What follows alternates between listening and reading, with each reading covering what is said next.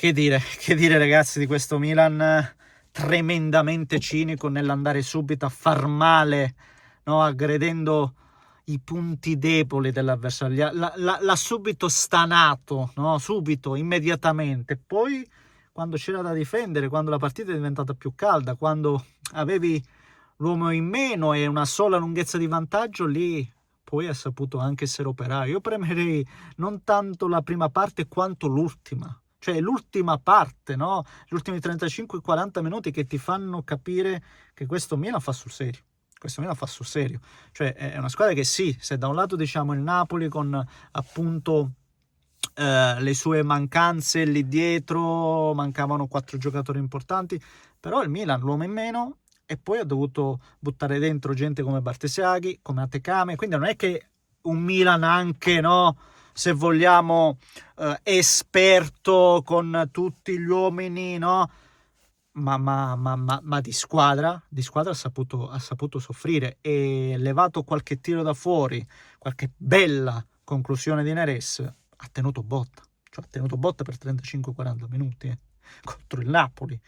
Quindi è una squadra che fa sul serio, una squadra che poi ha dei leader importanti. Se oggi vediamo ancora una volta Modric, che è inutile ribadirla ancora una volta, perché ormai quasi uno non ci crede che questo qua a 40, non ci puoi credere, perché gioca tutte le partite a 1000 nella fase di possesso, ma soprattutto anche, e questa è la cosa paradossale, quando Milan non ha palla, lui comunque ricorre dall'inizio alla fine gli avversari, è incredibile. E questa è una squadra, appunto, ribadisco, con delle componenti di leadership forti, e poi che poi un altro aspetto, ragazzi, che non è che voglio ancora una volta evidenziare, perché l'anno scorso è stata la lotta scudetto Inter-Napoli, con Napoli che non aveva la competizione europea.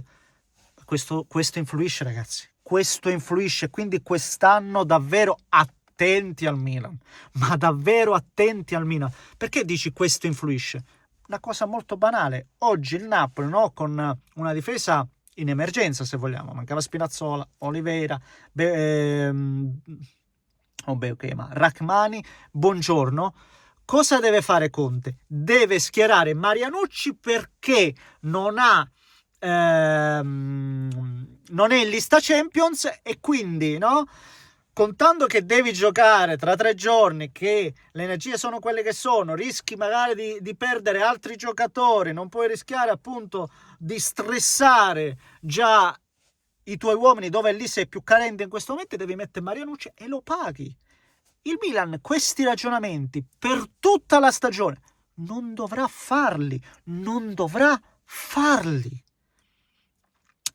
E questi incidono, l'abbiamo visto se incidono.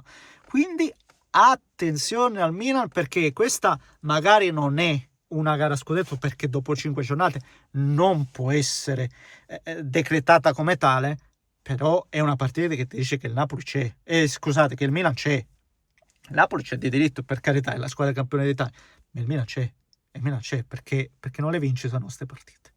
Non le vinci, e come l'hai vinta? Ne parliamo, signori miei, e come se lo facciamo, prima come al solito vi invito a lasciare un like per soddisfare l'appetito dell'amico algoritmo. Se poi volete anche iscrivervi, fatelo per seguire i prossimi contenuti, e domani mattina anche live reaction, perché l'ho vista insieme al suocero e si è scatenato come al solito, quindi vi porto anche la live reaction, per cui sintonizzatevi, mi raccomando. Trovate anche i vari profili social in descrizione. Vi ringrazio per il vostro supporto. Che dire, no, il Milan, ragazzi, è incredibile come neanche un minuto, 2 si porta in vantaggio. È vero, sfrutta un Marianucci non impeccabile, ma sul secondo gol non diamo la colpa a Marianucci, perché poi è facile, no? Il ne è arrivato, questo e quell'altro, ma non è solo colpa di Marianucci. Non vorrei che, come al solito, si punta il dito su uno e si trova il capro espiatorio. Certo, con Buongiorno e Rachmani magari il Napoli avrebbe offerto un'altra solidità, senza ombra di dubbio, ma non è solo questo il motivo per quanto mi riguarda, perché ripeto, sul secondo gol vedi un Pavlovic che fa praticamente quello che gli pare e riesce a servire il giocatore in aria in qualche modo, no? La palla finisce a Pulisic che segna il gol, e lì ci vedi un mordente che al Napoli è mancato e che invece il Milan ha avuto. E questa è una sottigliezza che poi ti porta a vincere le partite, ti porta a massimizzare. E quindi è un Milan, ragazzi, ma si è visto per come è entrato in campo, per come ha gestito la gara.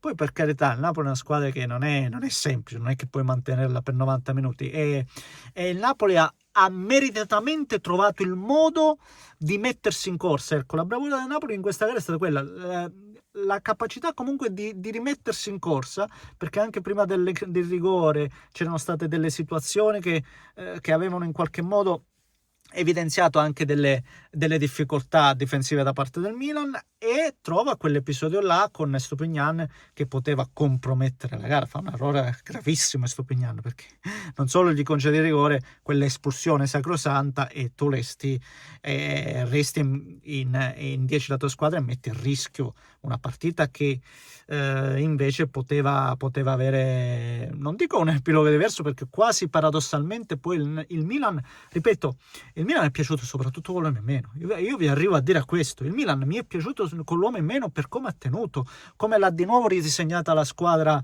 Allegri, e ribadisco con Bartesaghi e lo stesso Tekeme. Non è che anche il Milan avesse così tanta gente esperta, però ha dei leader fermi, Modric, lo stesso Rabiot, ha giocatori, ragazzi, che si fanno sentire, e oggi questi sono addirittura stati superiori ai vari McTominay, De Bruyne e compagnia cantante, assolutamente, e l'hanno vinta loro, e merito a questa squadra che adesso è veramente credibile. Occhio, perché questo Milan, ribadisco, che giocherà una partita a settimana, è un aspetto di cui va tenuto assolutamente conto, ragazzi, non prendiamoci in giro, va tenuto conto, e se prima in passato io ero lì a dirvi, no, guardate che il Napoli per me è qualcosa di troppo avanti, non è facile ricucire il gap, oggi vedo invece un Milan che comunque può assolutamente creare delle insidie, ribadisco, proprio per i motivi che ho appena detto, perché magari se metti Beuchema magari succede la stessa cosa, per carità, però ti affida, è diverso da un giocatore che ha la prima da titolare, Marianucci, che non ha un minuto ancora in campo, e la prima la gioca a San Siro. Secondo me è un po' diverso, no? Poi magari succede uguale, perché ribadisco, il secondo gol ci sono delle fragilità che vanno oltre Marianucci, che sia chiaro questo, ve lo ribadisco ancora una volta, però ripeto, sono scelte forzate, dettate dal fatto che tu devi non solo pensare al campionato, ma devi pensare anche un po' alla Champions. Quindi la musica, ragazzi, cambia, piaccia o non piaccia, è un discorso che, lo so, non piace sentire, ma va fatto. Va assolutamente fatto.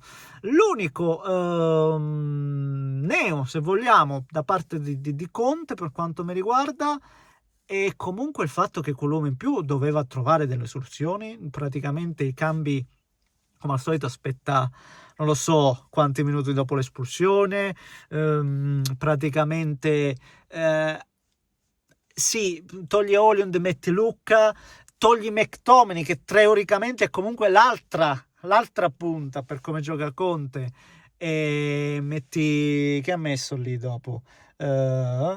Chi ha messo Noah Lang, ma l'ha messo dopo Noah Lang, Neres,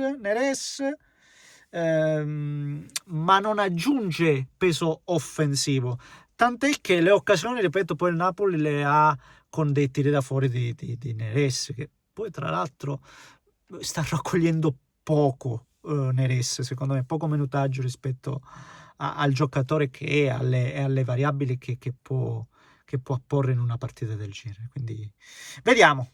Comunque una vittoria importante per me, una vittoria importante, E un'altra cosa che voglio dire è in effetti che forse l'anno scorso questa partita il Napoli non l'avrebbe persa, non l'avrebbe neanche vinto, non sarebbe stato facile farlo, ma almeno non l'avrebbe persa. Oggi invece la perde e quindi questo secondo me è un segnale importante soprattutto per le rivali, e oggi una delle rivali più accreditate è appunto il Milan, ma non solo, ma non solo. Ecco, va bene signori, fatemi sapere cosa ne pensate voi, commentate, likate, se volete iscrivetevi al canale. Un grande abbraccio da Neschio.